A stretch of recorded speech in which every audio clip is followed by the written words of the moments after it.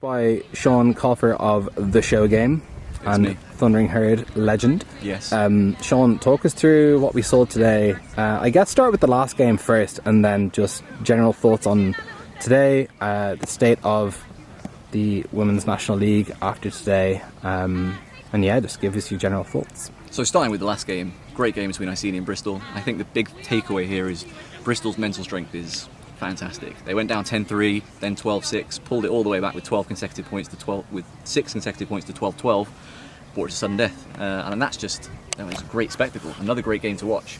I think Iceni got a little tight. I know they've been on the wrong end of some Bristol comebacks before, and maybe that was on their mind, but they got a little tight. But fair play to them, they pulled it out for those last 2 points, and sudden death point, pretty clean offense considering the pressure that we've been on them. So pretty impressive stuff.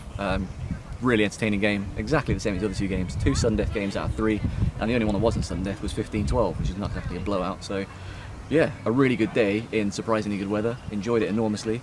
State of the Women's League, I think that means SMOG are pretty much favourites. I think it's difficult to see them losing it from here, but obviously they've turned their place down to Nationals, so I think this puts Iceni in pole position for second spot and probably the top seed at Nationals. But if these two teams meet again at Nationals, which you've got to imagine they will, it's going to be another classic, I think. So the state of the women's division generally, I think this is a great sign, and I'm very much looking forward to seeing what happens at Nationals and seeing these two teams match up again.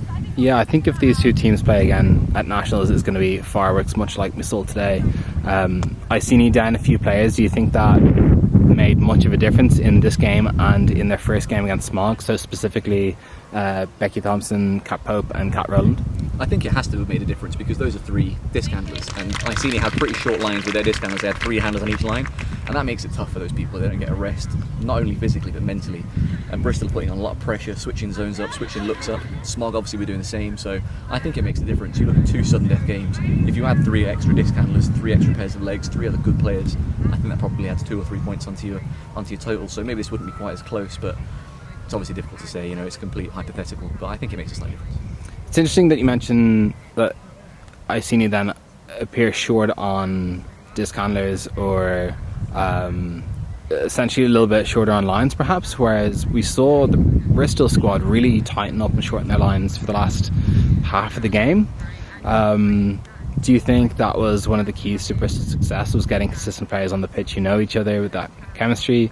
And were you surprised, I guess, after the first 2/3 of the game that they had the legs to pull it out?